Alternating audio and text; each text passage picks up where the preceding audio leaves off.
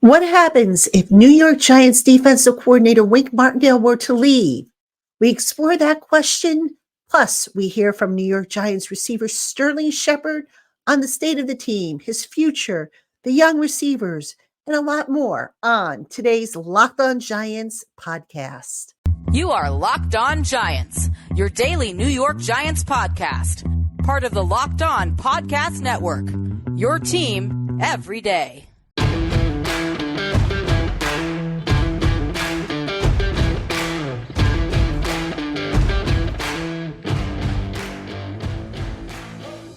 This episode of the Locked On Giants podcast is brought to you by FanDuel Sportsbook, official sportsbook of the NFL.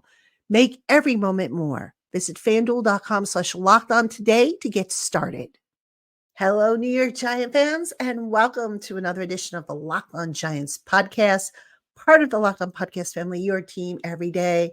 My name is Patricia Traina, and welcome into my subtext community members, my Blue Crew, my everydayers, my newcomers, and everybody in between. I appreciate you.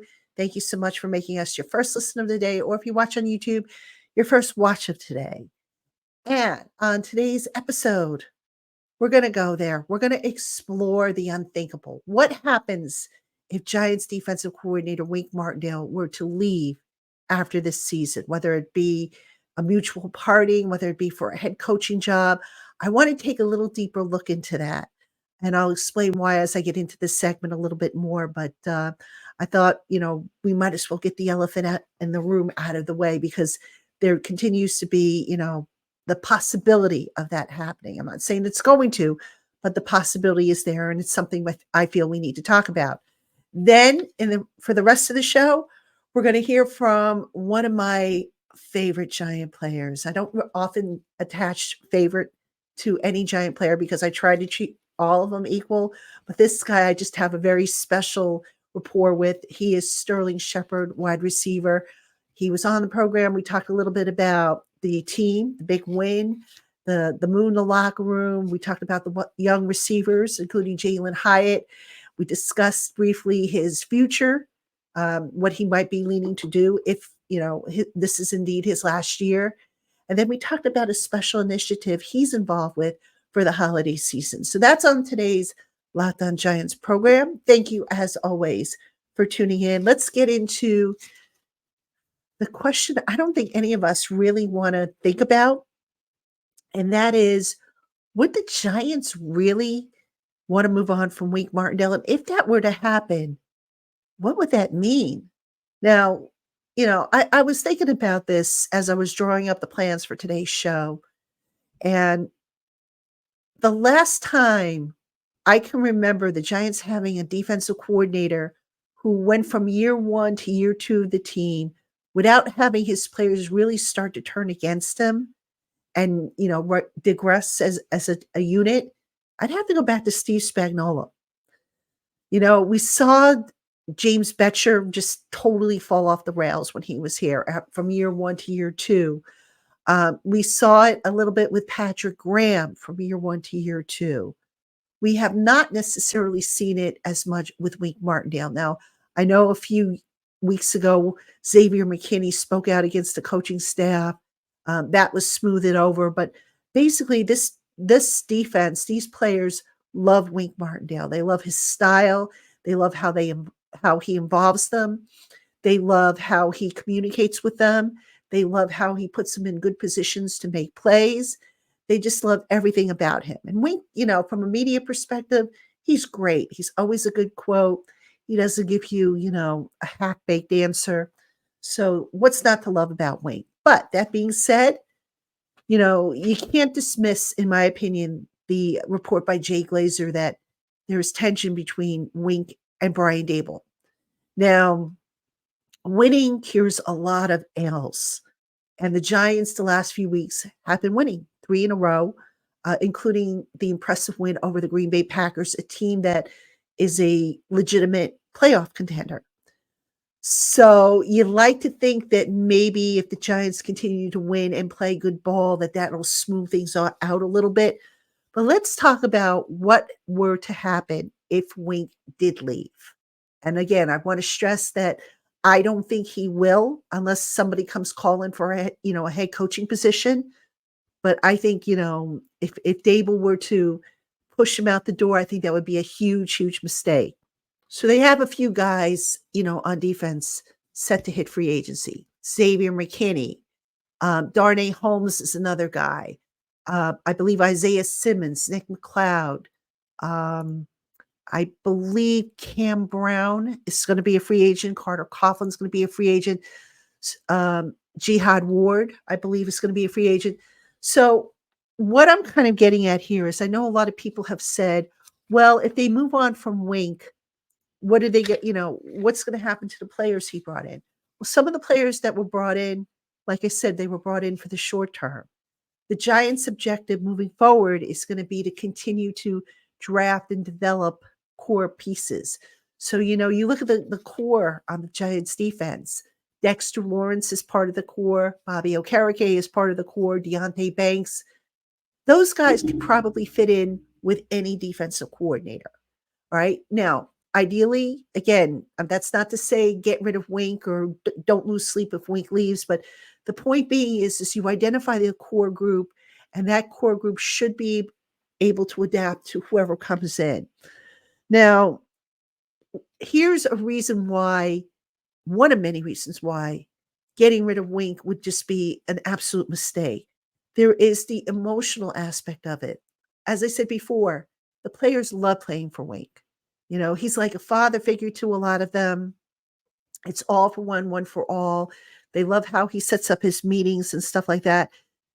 You don't know what you're going to get, So if Brian Dable were to agree to part with Wink Martindale, would he bring in the best available guy, or would he bring in somebody maybe he's familiar with to alleviate some of the strife that, has reportedly existed? That's a gamble. You never know. When a boss leaves and you're waiting for the new boss to come in, you don't know what you're going to get. You know what you lost. And then all of a sudden, somebody comes in and you're not getting along with them, or, they have a different personality. That can lead to strife in the locker room. That can set the defensive system back, especially if somebody comes in and has a totally different philosophy.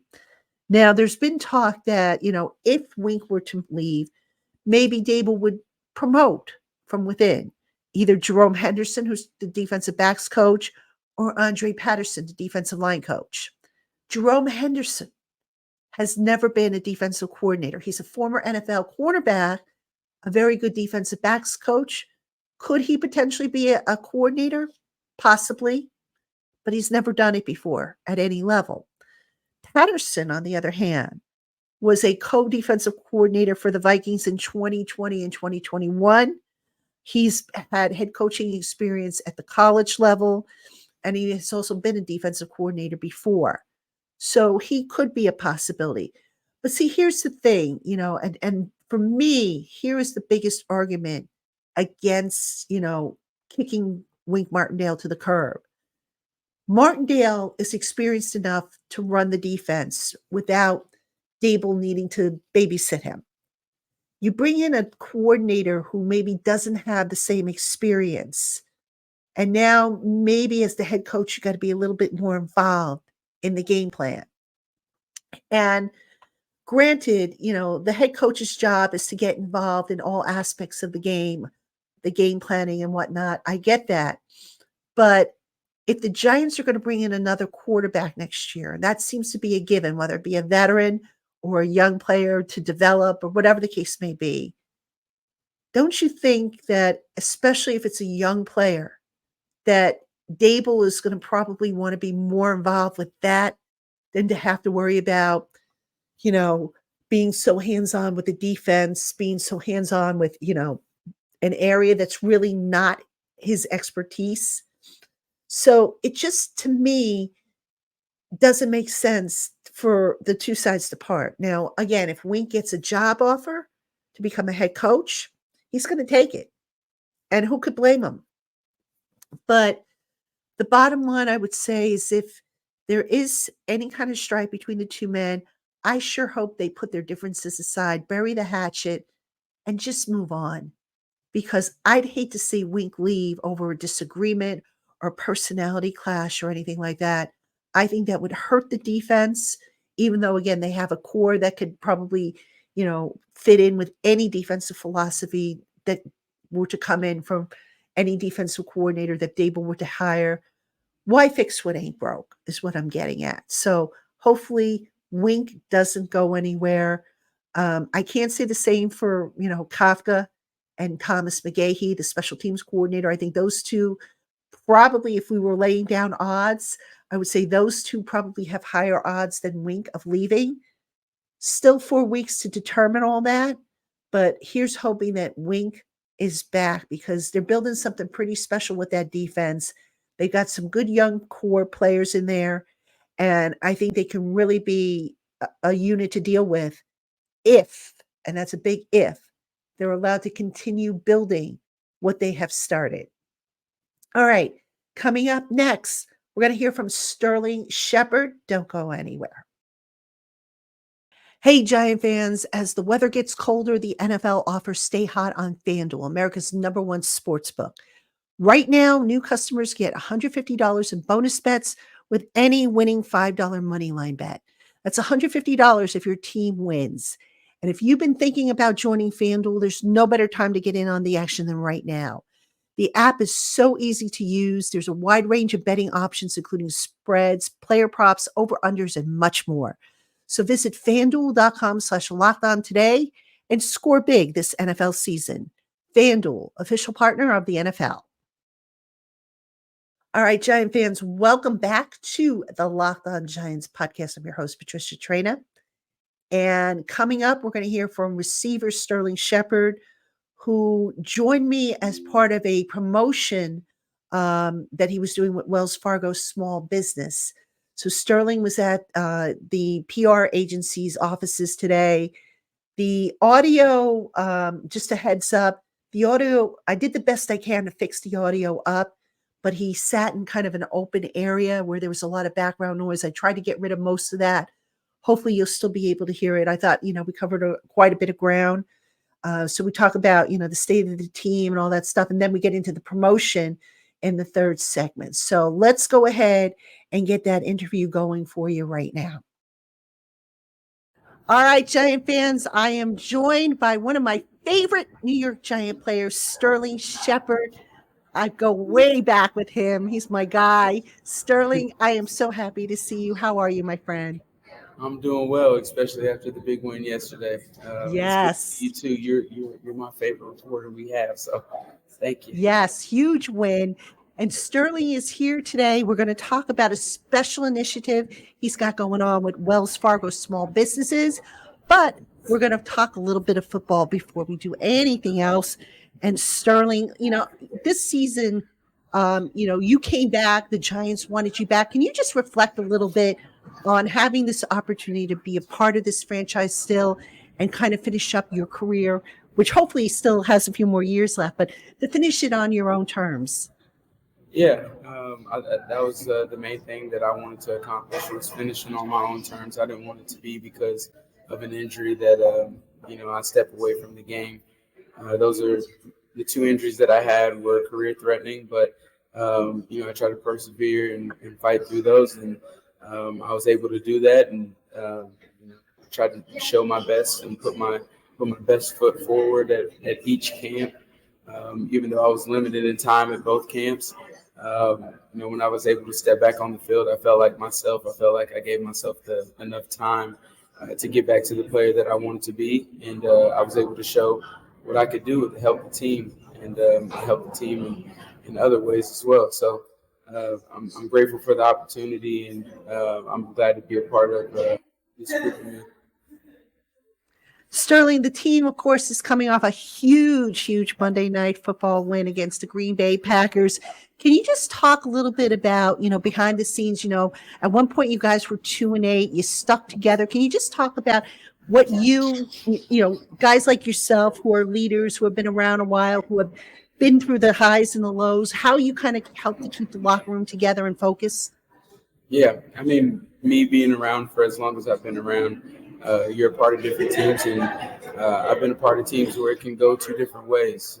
It can go downhill from in a couple of losses in a row, or you got guys that are mentally tough and able to turn things around and go the right direction. So I knew what type of team we had whenever I stepped on the field with them in camp, and the mentality that the men that I play with have.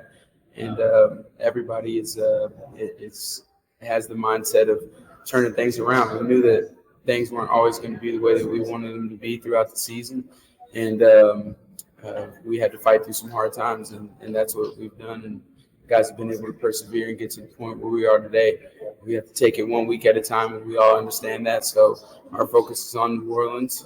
Even though it was such a big win last night, our focus is now on New Orleans, and guys are preparing for that. All right. Now, I'd be remiss if I didn't ask you about DeVito Mania, Tommy Cutlets. Oh, man. What a story he's authoring. Can you just talk about, what you have seen from him and his growth as a quarterback and as a person? I mean, as soon as Tommy DeVito stepped into the building, I mean, he has had an aura about him and a sense of confidence. And, I mean, everybody feeds off of it. And, I mean, whether it was on the practice field or during the preseason games, I always mess with him because he hardly warms up. Like, he just goes out there and he does it. He plays his game. But he's super confident in what he does, and that gives everybody else confidence in him. So, he's just a special player, and the things that he's been able to do over the past few weeks and getting us some W's and putting us in this position, it just speaks volumes about him.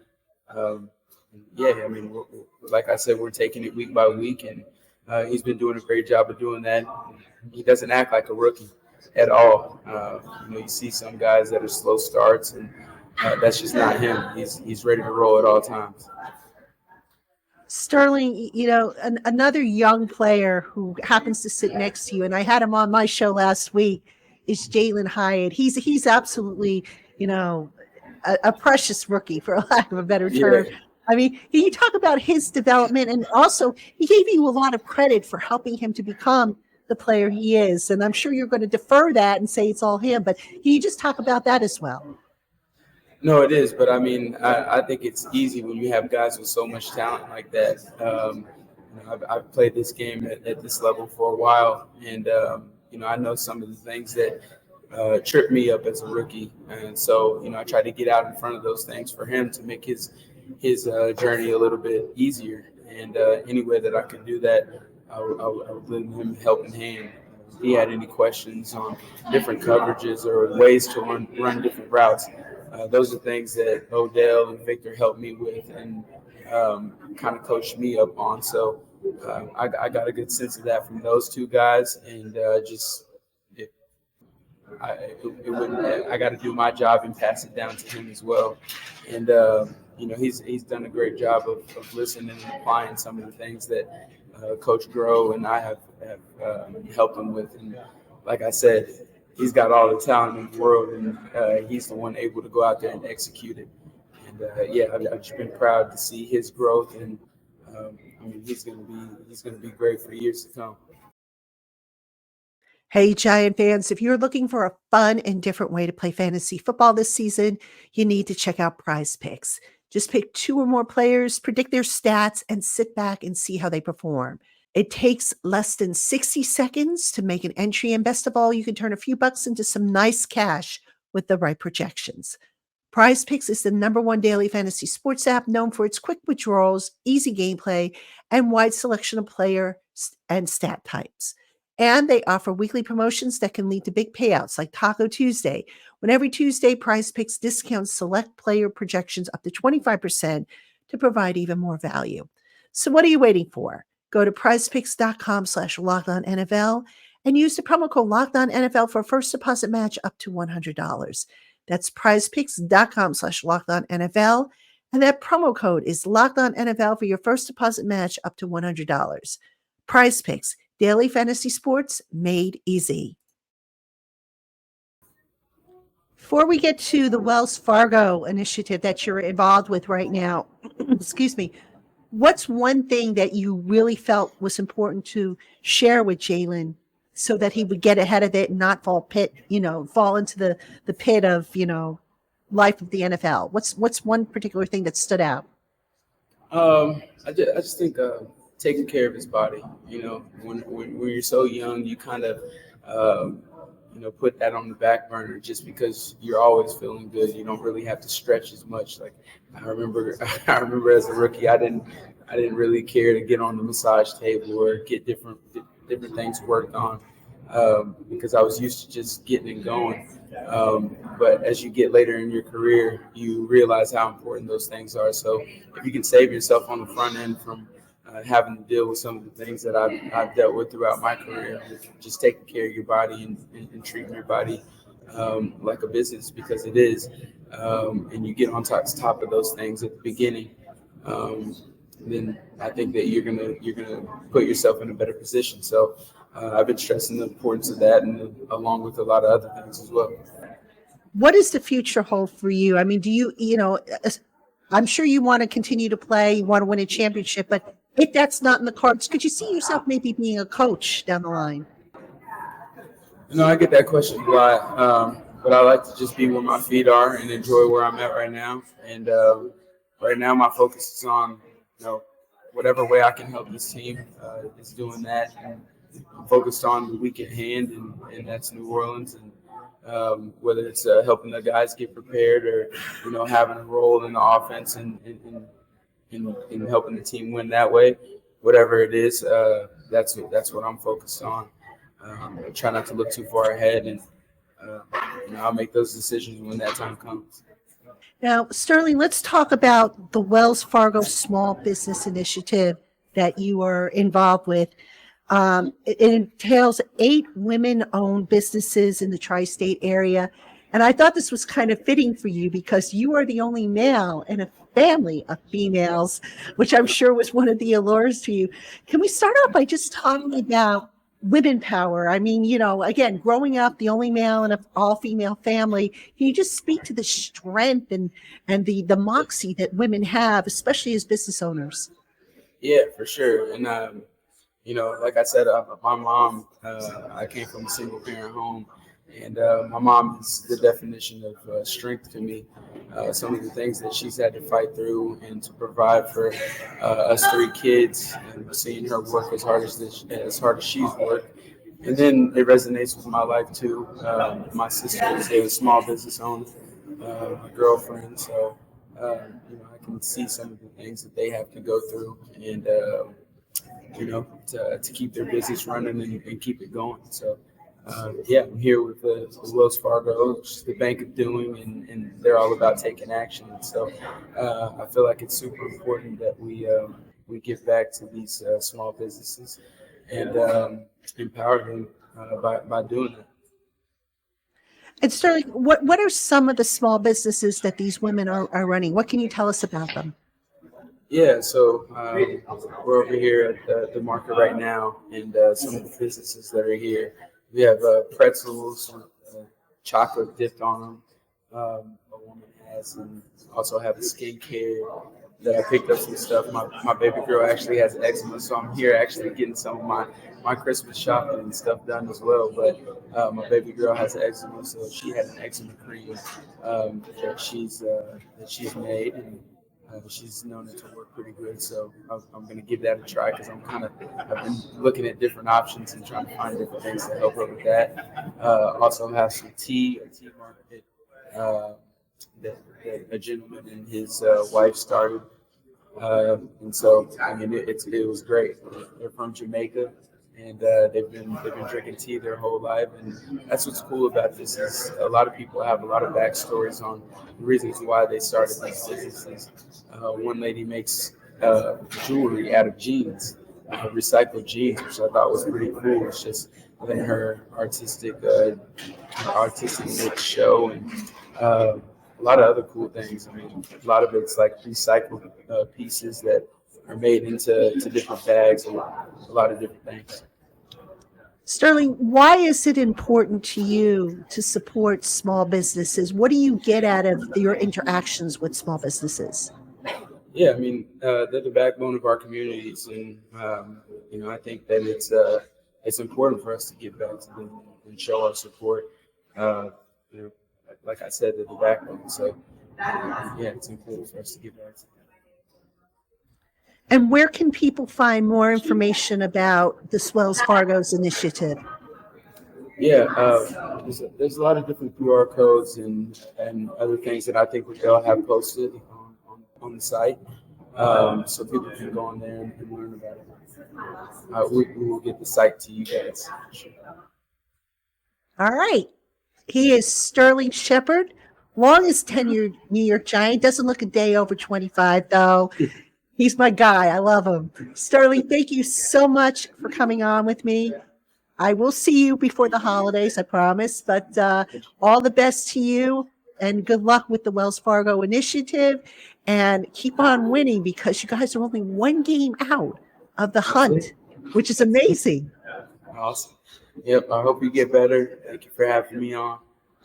Always, my friend. Thank you so much. All right, Giant fans, stay tuned. We got more coming up on today's Locked On Giants podcast.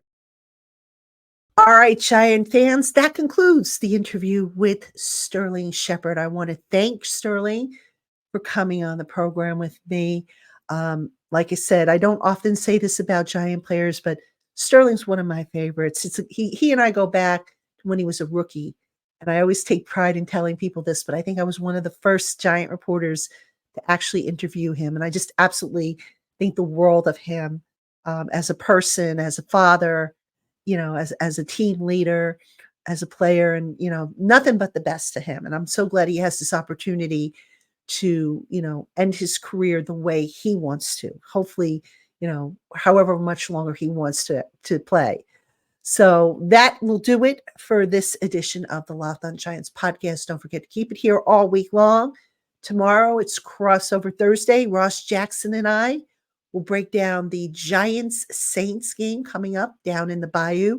Ross Jackson, of course, is the host of Locked On Saints. So you guys have seen him before. He's got an infectious smile. You guys are going to love Ross. And then on Friday, we're going to hear from NFL insider Mike Sando. I sat down with him about a wide-ranging number of topics pertaining to the Giants, including the coaching, the way the team's built, ownership. We talked about just about everything under the sun. Tommy DeVito, Daniel Jones, you name it. So that conversation is going to come your way on Friday. So thank you again for tuning in to the Locked On Giants podcast, ladies and gentlemen. And I will see you tomorrow for Crossover Thursday.